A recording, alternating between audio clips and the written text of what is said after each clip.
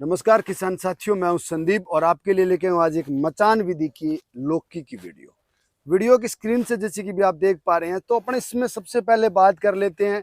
लौकी की खेती तो अपने साधारणतः कर ही रहे हैं, लेकिन मचान विधि से करने का बेनिफिट क्या है।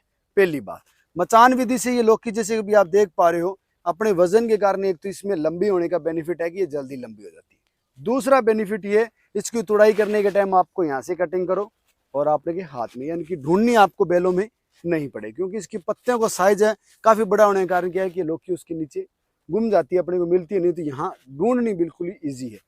दूसरा बेनिफिट इसके बाद अपने बात करें तो इसकी तुड़ाई आसान है और इसकी जो चमक और शाइनिंग है वो बिल्कुल फ्रेश है, क्योंकि ये किसी चीज से टच नहीं हो रही, जिसके कारण बाजार में जो फ्लड अपने विधि से लगाते हैं उससे ज्यादा इसकी कीमत आपको मिलेगी।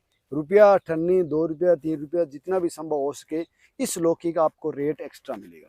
तो मचान विधि से करने का मेन जो बेनिफिट है वो ये है, पहला तो अपने को भाव अच्छा मिल गया, दूसरा इससे उत्पादन ज़्यादा मिलेगा, तीसरा तुड़ाई आसान, और चौथा खरपतवार नियंत्रण आसान, और पांचवा इसमें पानी की बचत है। पानी की बचत किस लिए, जैसे कि भी आप देख पा रही हैं इस तरफ ये खाड़ी बनी है। ड्रिप सिस्टम से लगाना चाहें तो आप ड्रिप सिस्टम से लगा सकते हो, और फ्लड लगाना चाहो तो फ्लड लगा सकते हो। अब मैं बात करूं बेल से बेल की दूरी, तो ये इस बेल से लेके इस बेल तक जो दूरी है वो मात्र 1 फीट की दूरी है, यानी कि हर 1 फीट पे ये बेल लगी हुई है। और इस तरह से अगर मैं रो से रो की अगर दूरी की बात करूं तो रो से जो रो की दूरी है वो तकरीबन है 15 से 18 फीट की दूरी है। 15 से 18 फीट इसलिए रखी गई है ताकि बेलों की वहां जड़ें नजदीक रहें तो कोई फर्क नहीं पड़ेगा, क्योंकि एक यहाँ पानी लग रहा है और दूसरी 18 फीट पे जाके पानी लग रहा है, तो पानी की मेन बचत हो गई। इसके कारण क्या है कि वो बेल आपकी 8-9 फीट इधर आएगी, ये बेल आपकी 8-9 फीट इधर जाएगी, तो ये ऊपर मचान कंप्लीट हो जाएगा। तो पानी की बचत हो गई।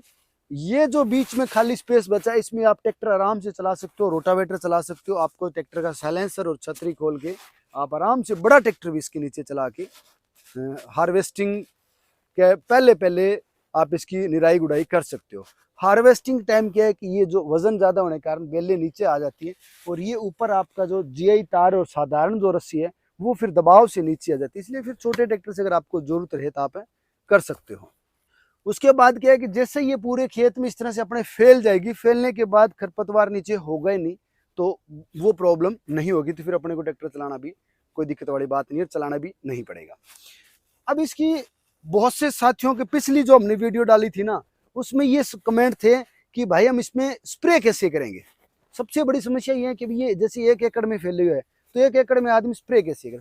साथियों इसमें स्प्रे आपको करना पड़ेगा नीचे से, क्योंकि आप ऊपर से करो तो भी उतना ही रिजल्ट है, चाहे नीचे से करो तो भी रिजल्ट उतना ही है। यहाँ से आप ऐसे कर सकते हो, फंगस की जो दवाई है वो ड्रिप या ड्रिचिंग विधि से आप भी इसमें यूज कर सकते हो, डाल सकते हो। और जो स्प्रे करनी है वो अपने को बेग चलना है और इस तरह से आप करोगे, क्योंकि इसके अलावा और कोई तकनीक नहीं है कि आप यूँ फुहारा ऊपर जाके स्प्रे करो, ये चीज़ें संभव नहीं है। मुख्य रूप से क्या है कि अब ये बात अपने करें कि भैया इसका मचान का खर्चा कितना आएगा। तो हालांकि मचान का जो खर्चा है वो अगर आप परमानेंटली लगाना चाहो तो वो थोड़ा कॉस्टली रहेगा, और ये इस तरह से बांस के लेके आप लगाना चाहो तो एक बांस की अगर मैं बात करूं तो 40, 50, 60, 70 रुपए तक आपको ये मिल जाएगा। अलग अलग मार्केट में इसके अलग अलग रेट है। जहां बांस की खेती होती है वहां सस्ते मिल जाएंगे, जहां खेती नहीं होती वहां ट्रांसपोर्ट के माध्यम से आएंगे, तो जाहिर सी बात है ट्रांसपोर्ट के कारण उसका थोड़ा खर्चा बढ़ जाएगा। इसके बाद ये यहाँ जो भी आप देख पा रहे हैं जीआई तार है, इस पोल से उस पोल तक और उस पोल से लेके उस पोल तक तो है जीआई तार लगा हुआ, और बीच में सिर्फ इसके एक इस तरह से और एक इस तरह से जीआई तार लगा है। और उसके ऊपर ये जो बिल्कुल देख पा रही है साधारण जो अपनी रेशम वाली जो डोरी होती है वो डोरी लगी है, और इसके ऊपर आराम से बेल का जितना वजन है वो ये रोकने की इसकी क्षमता है। जीआई तार की अगर मैं मोटाई की बात करूं तो ये 12 mm की तार है। कॉस्टली अब आप ये देख सकते हो कि भैया आपकी मार्केट में क्या है और सीजन के अनुसार लोहे के भाव क्या है, उस पर निर्भर करता है। अगर अपने 1 एकड़ खर्चे की बात करूं इसकी तार की और बांस की लगभग है, तो एवरेज की अगर मैं बात करूं तो 35,000 से लेके 50,000 रुपये तक इसकी कॉस्ट आ जाएगी, क्योंकि इसमें जो रस्सियां भी इंक्लूड हैं, बांस भी इंक्लूड है और जीआई तार भी इंक्लूड है, और जो नीचे का ड्रिप सिस्टम है वो इंक्लूड नहीं है। कुल मिला के 50,000 रुपये अगर आप एक्स्ट्रा लगाते हो 1 एकड़ में, तो आपको ये 50,000 रुपये आराम से आप रिकवर कर सकते हो बाजार में।